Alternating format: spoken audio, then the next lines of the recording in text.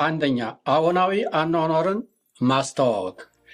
የአማራ ሕዝብና ወገኖቹ ሆይ፣ አንድ ህልውናህንና ነፃነትህን ለማረጋገጥና ለማስቀጠል፣ ሁለት አንድነትን ለመጠበቅና ለማጠንከር፣ ሶስት በተወራረሱ እሴቶችህ ለመደሰት እነርሱን ለመንከባከብና ለማስተዋወቅ፣ አራት በረከቶችን ለማብዛትና ለማካፈል፣ ያለብህን ኃላፊነት በማህበር በማስተዋልና በትጋት እንድትወጣ ጾሙና በዓሉ የማይዳሰስ አስተዋሽ ምልክት ይሁንልህ እላለሁ።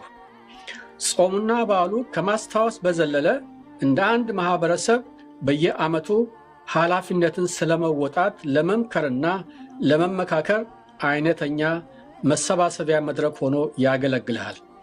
ከየወቅቱ ጋር የተገናዘበ የድርጊት መርሃ ግብር ለማውጣትም እድል ያስገኝልሃል። ስለዚህ በጾሙና በዓሉ እንድትሳተፍም አደራዬን አኖራለሁ።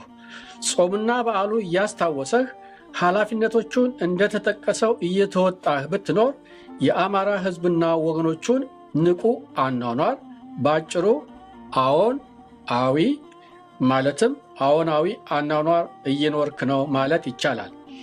አ የሚለው የአማራ ሕዝብን፣ ወ ወገኖችን፣ ን ደግሞ ንቁ የሚለውን ቃል እንደወከሉ ልብ ይሏል።